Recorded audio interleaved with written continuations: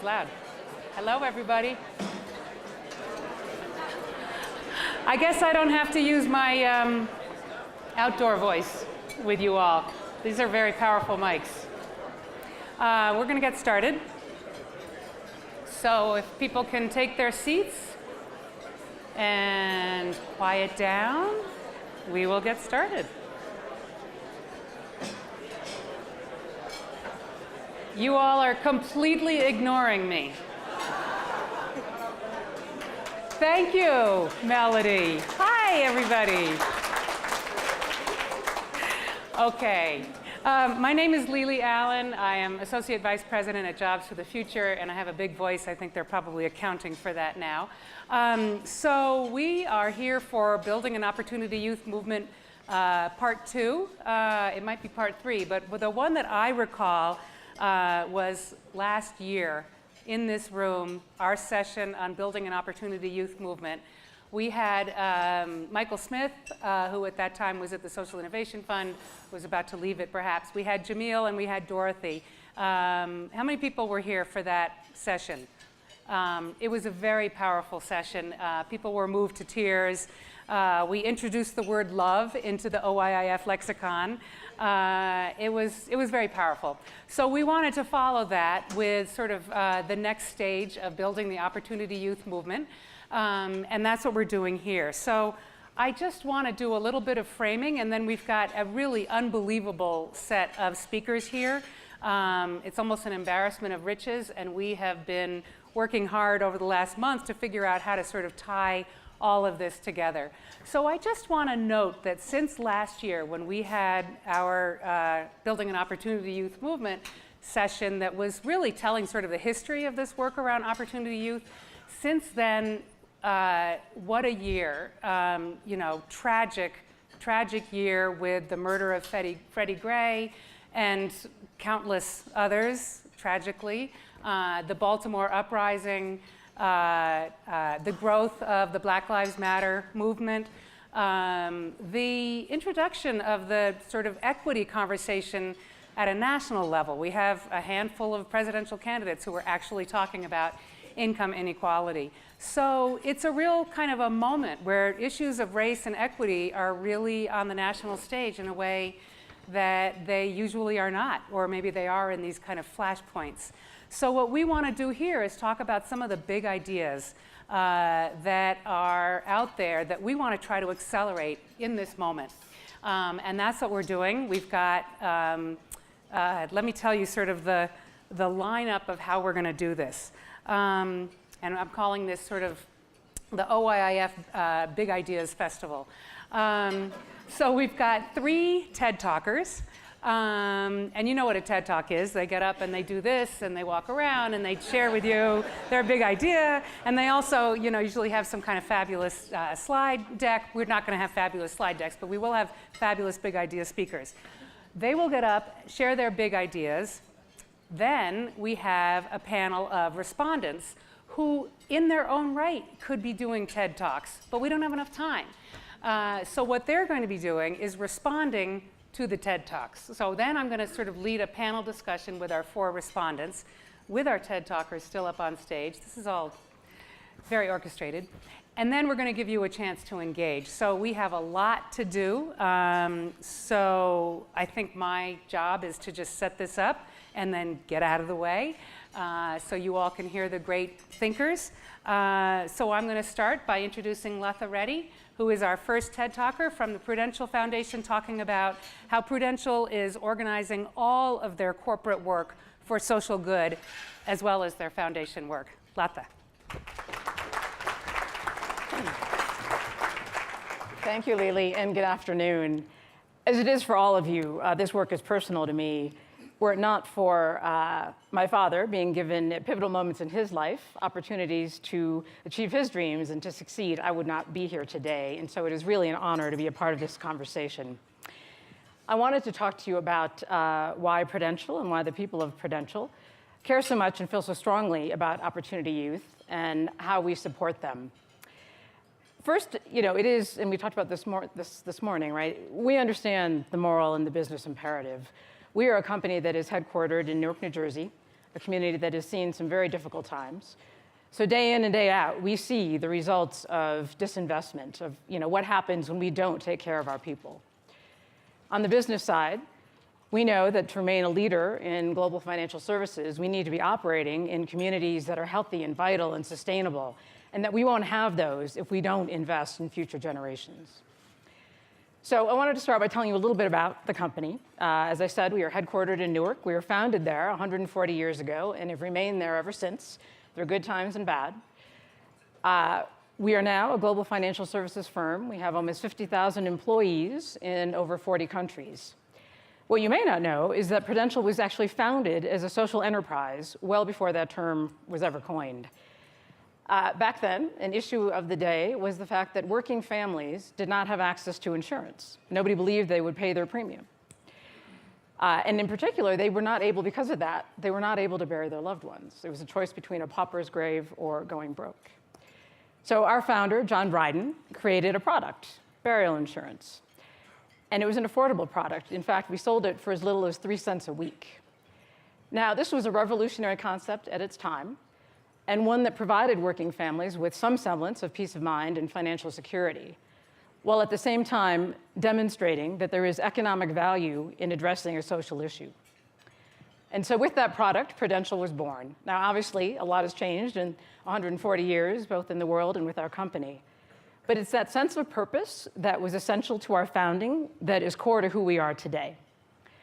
And so in my role as the head of corporate social responsibility, I have the privilege of leading a team that works with our business colleagues across the enterprise to make investments in communities around the world to try to make a meaningful difference in the lives of individuals and families. So I wanted to talk about our approach rather than our strategy. And there are many facets to how we do our work, but there are kind of 3 key tenets that I think are relevant for the conversation we're having here. So the first is that we look across our entire business model, right, the whole value proposition that we have to offer, and look at what the capabilities are that we have that are unique to Prudential, both the human and financial capacity, and think about how we can leverage that, right, to create economic value for the company and create social good. Now, we also understand that traditional capital markets are not reaching all segments of society. And so CSR, my team is, we created this program, or the department, 40 years ago to formalize our investments, right, in underserved communities. But our reason for being is to make sure that these communities have access to appropriate financial services and products so that they, too, can become financially secure. The second aspect to our work is that we take the long view. So, as I mentioned, we are an insurance company at our founding. Insurance companies are all about making and keeping long-dated promises. So we know what it is to look out at the horizon and stay the course. A companion piece to that is the notion of patient capital. So, right, we're in it for the long haul. We don't come in and come out with our investments. So we have capital that, we will hold to maturity, so to speak. The third piece, and this is, right, the most important, and this is everything, is equity. And equity is the lens, right, that we bring to our work. It is imperative to us and to my team that everybody has the opportunity to participate in and benefit in the upside of all of the investments that we make. So I wanted to just highlight one particular example, and that is where all these aspects come together. That is our partnership with Youth Build. Now, all of you know Youth Build. Many of you are leaders in that organization. We've been working with them for 14 years. So again, an example of the way we engage over the long term. And we began that partnership as part of our efforts to revitalize Newark. And so we launched Youth Build Newark and also launched programs in Jacksonville, Florida, and Minneapolis. A few years ago, we expanded our partnership to Mexico and Brazil. And at that point, we brought in Prudential Real Estate Investors, which is our real estate development and investment business. Now, as you can imagine from the name, right, they're in the business of building things. So think about retail, shopping malls and the like, or industrial assets such as warehouses. Because of this, their core business, right, they have relationships with some of the largest real estate developers and construction firms in the world.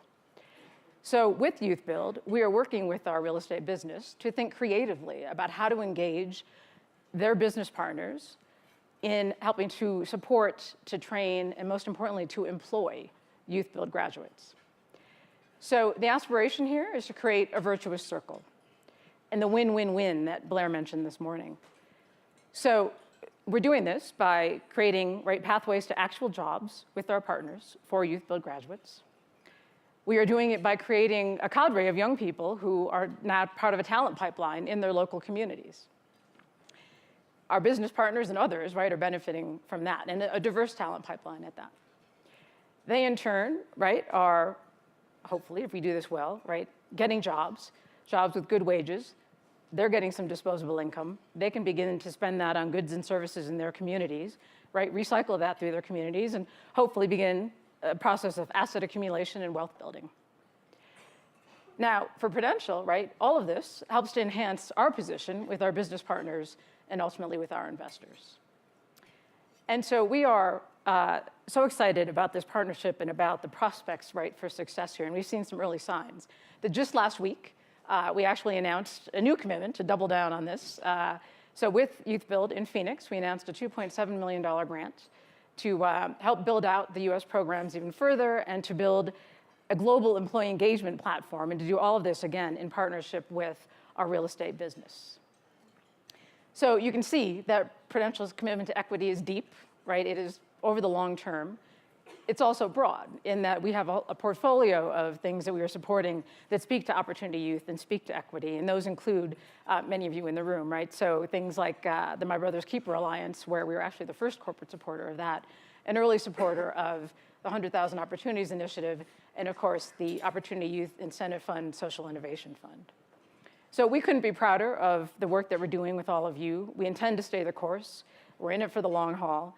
And we look forward to continuing to partner with all of you to level the playing field. Thank you.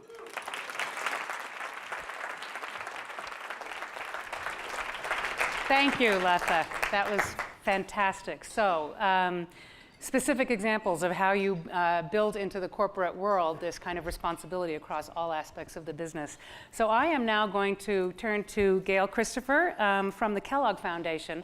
The foundation has made a shift towards taking on structural racism and racial equity, and I'm looking forward to hearing your remarks. Thank you.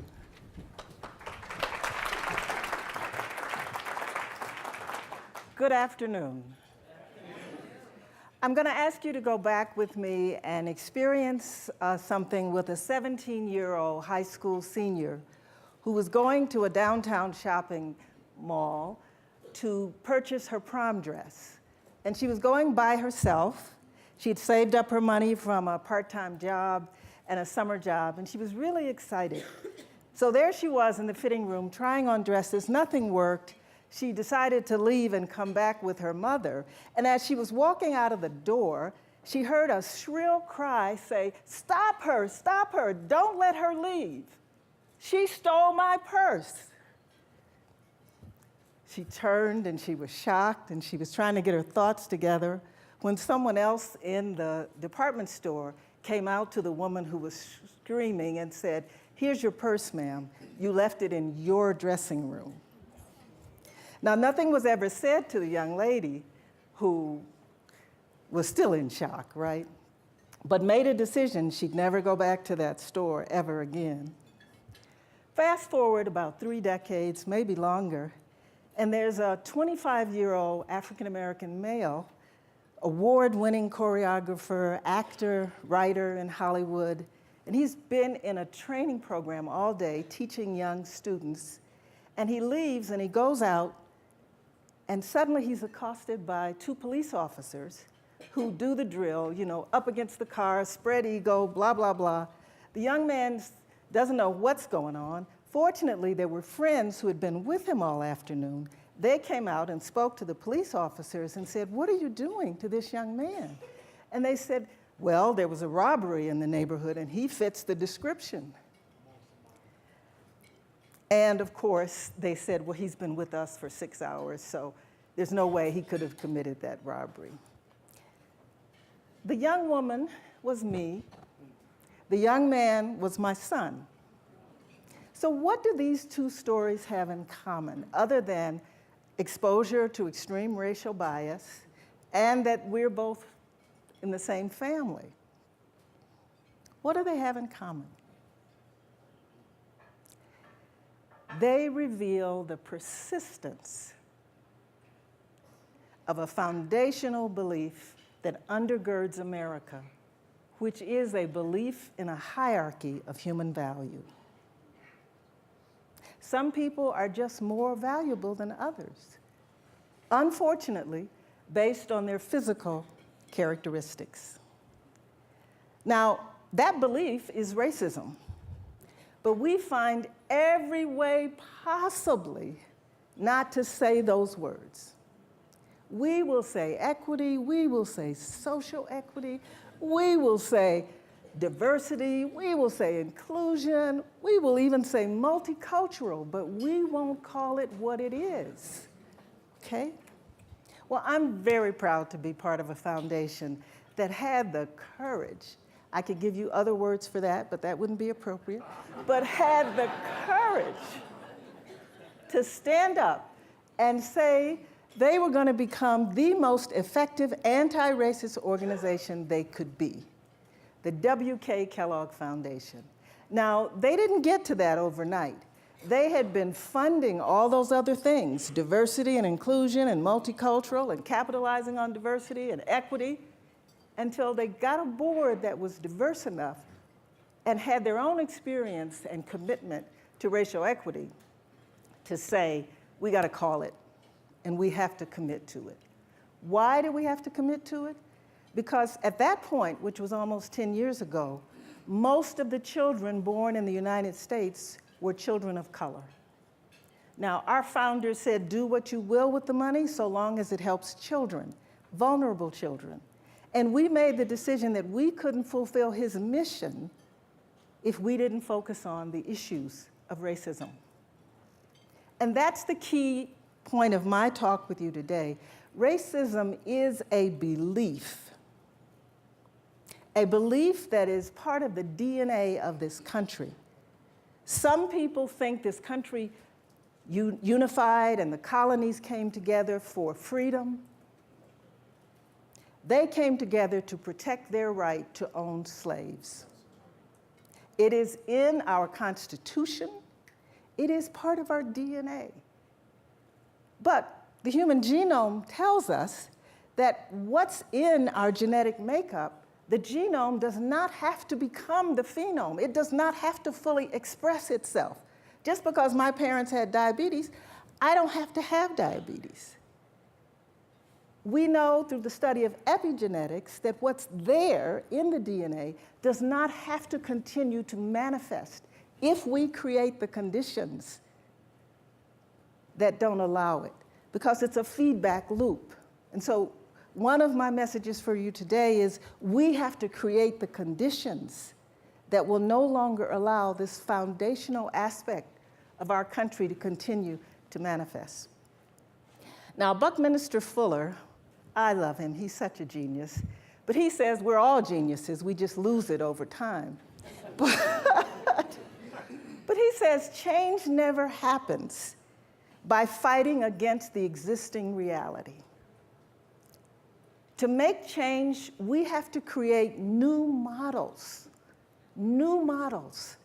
that make the old models obsolete. So I ask you, what are the new models for an America that no longer believes in a hierarchy of human value? I don't know what those models are. I think we're hearing about them. We just heard about it in the Prudential effort. This 100K jobs is a model. But the problem is this 5.5 million young people that are opportunity youth, they're going to be followed by another 5 million if we don't create new models that make the current model obsolete. That's our work. What we must have in order to succeed is a motivational intention to do just that. That woman in the department store, she had a motivational intention to protect herself from her perceived threat, a young black girl. That police officer that accosted my son, my innocent, talented, wonderful son,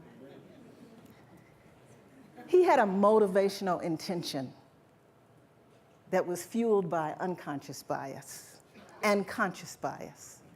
So I'm inviting each of you to join with us. We've learned far more than I can share in 10 minutes, but we've learned that if we're truly going to transform this country and not have to do this work for the next 5 million young people, that we have to have a motivational intention to uproot, undo, and replace the belief in a hierarchy of human value. Thank you.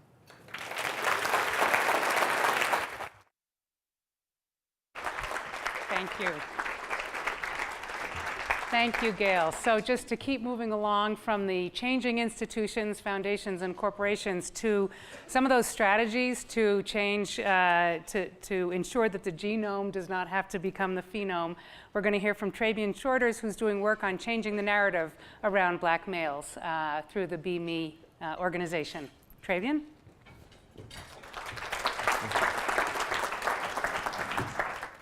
All right. Good afternoon. Oops. Good afternoon.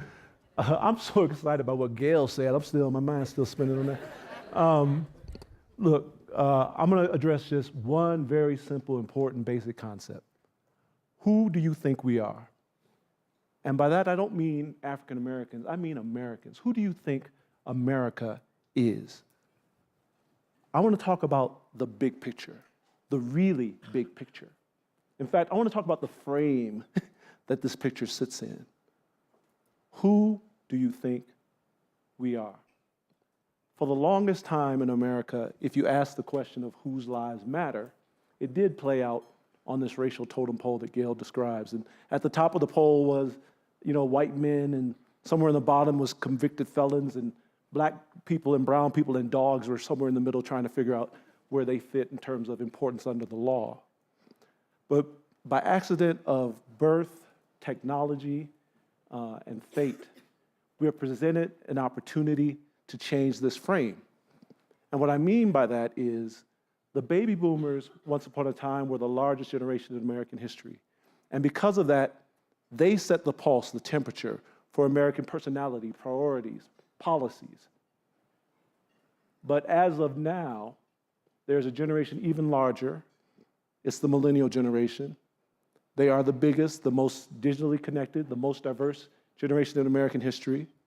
Right now, today, they represent the largest share of the workforce today, bigger than the boomers, bigger than the Gen Xers. And as a group, they are kind of undecided about this question of race. They haven't figured it out. They're not as informed or as engaged as past generations may have been on this question, in part because someone lied to them and told them that it was no longer an issue. But fortunately or unfortunately, depending on how you think about it, we have a chance to reset. So in order for that transition to take place, though, we have to start telling a different story, because the story you tell creates the life you'll live. The psychological research shows that people actually respond to incidents based on pre-programmed scripts that are already running in their mind about the incident before it even happens, which is how you translate your missing purse into theft when there's no evidence in between to suggest that there's theft, right? And there's 4 very prevalent, very divisive, very persistent beliefs that we have to directly confront if we want to get to this America for all of us. And stop me if you heard it. Don't stop me, but you will have. But if any of these sound familiar, the first idea is this idea that black people, brown people, women and the poor want privileges that they haven't earned and can sometimes become a burden on society, right? You might occasionally hear this from people running for elected office. But it's a popular, persistent belief. Gail talked about things we have to change. This is one of the popular, persistent beliefs we have to change. The second idea you may hear from time to time is that the problems and threats that black boys in particular represent must be neutralized in order for America to prosper. Now, for me, that sounds dangerously close to saying black boys must be neutralized in order for America to prosper, but this is a popular statement. Third idea that is said too often in the frame that we operate out of too often is that they, whoever they are, deserves whatever happens to them. This is used for people accused of a crime or suspected of a crime. Whatever happens to you after that moment, you somehow brought on yourself, right? It disconnects our human empathy, right? And the fourth belief that's really popular and used to frame our actions and our policies is this idea that advancement for one group is a loss for another group, right? Very old concept. It's called divide and conquer. It's a great way to have things fall apart, but an impossible way for us to come together. So we believe in the Be Me community that if we were to have the America that is for all of its people, and by the way, when the majority of the nation is black and brown, then the nation cannot prosper unless its majority prospers. And the only way that we can have that future now is to abandon the frames of the old time that allow for this divisive, this contentious, this less than optimal America, and to embrace a new idea. So there's 4 beliefs that we operate out of in the Be Me community. We believe that you should value all members of the human family if America is to prosper.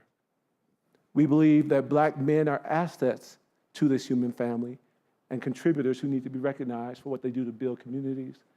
We believe that you have to reject narratives that denigrate anyone, and that we have to work together for the things that we all value. Let me go double down on these things we all value.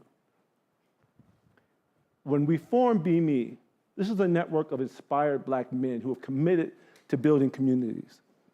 Hundreds of them told us what they are going to lead on, whether you help them or not, and that they are committing their lives to this because it's who they are and it's what they must do. The issues they said that they would work on are, in order of frequency, they said youth development, education, economic opportunity, public safety, and matters of the environment. Now, when you step back and look at that, the thing that was most surprising and encouraging to us is which one of these is the issue that's only for the black community? Youth development and education. It turns out that we literally all care about the same things. So why are we divided? Why don't we come together? I believe it's because we have inculcated a practice of denigration and division. And to make this less big picture, let me illustrate. For those of you who care about education, raise your hand if you've heard that half of our students are dropping out of high school in some places. Raise your hand if you've ever heard a stat that says that. Right, look around, see, this is very common. For those of you who work on issues of equity, raise your hand if you've heard that poverty is persistent, especially amongst black people and brown people in America. See, it's this narrative we all know very well. Now, for those of you who, again, work on education, raise your hand if you can tell me how many black males, for instance, are either in college or have college degrees. Just raise your hand if you know that number. Okay, for those of you who are familiar with the numbers about poverty, raise your hand if you can tell me how many black families in America are millionaires. Just, nobody, huh? What I'm trying to point out to you is that when it comes to the story of the deficits, of the denigration, of the negatives, those of you in this room who are the good guys are well equipped to tell the story of other people's brokenness, deficiencies, and failures. But you're empty-handed on the story of their contributions to this country. And if we're gonna make progress, we're gonna have to start acknowledging each other's contributions. And let me take some of the stiffness out of the air and get you breathing again. I'm gonna have you just quickly, if you could turn to somebody at the table, turn to your neighbor. For those of you who've been to church, turn to your neighbor, okay? And I want you to do something, don't speak to them. I want you to do something for just 20 seconds. If you could turn to your neighbor, look them right in the eye, okay, turn down, look them right in the eye, I can see you. And what I want you to do is try to notice everything you can about what is wrong with the person sitting in front of you. Okay. Okay.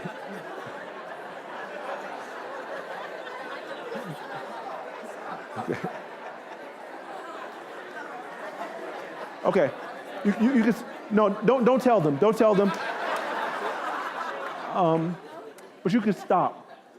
Look, anytime I've ever done this, there's always laughter, right? But why do we laugh, right? We laugh because, it's uncomfortable and something, it's just plain wrong that to look at somebody and the first thing you do is try to figure out what's wrong with them, right? But when it comes to our young people, when it comes to folk who are challenged, what is the first thing that we do? Except to define them by their worst moment, their greatest struggle, the thing that makes them the least a part of the American polis. And we believe that just fundamentally has to stop. You would not introduce your friend to somebody else by saying, "Hi, this is my friend John. He used to wet the bed as a kid and his mother was on welfare."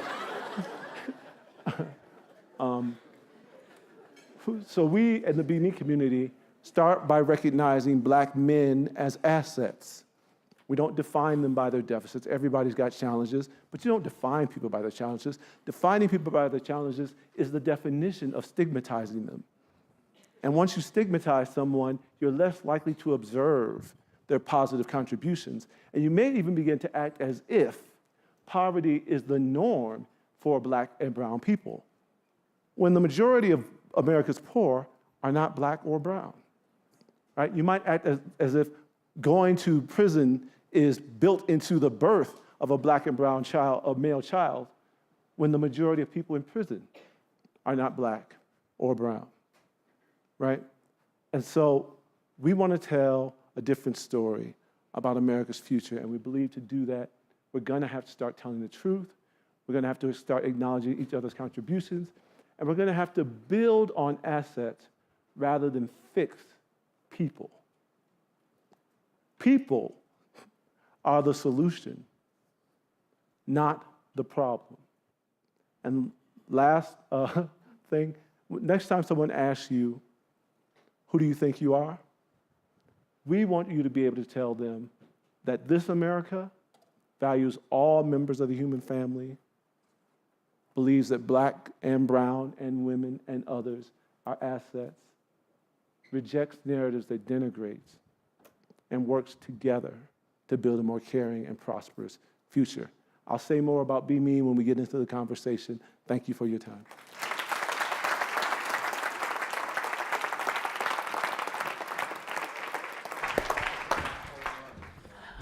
Okay, I don't know if I've ever moderated a panel where I was near tears in trying to moderate. So here's what we're going to do.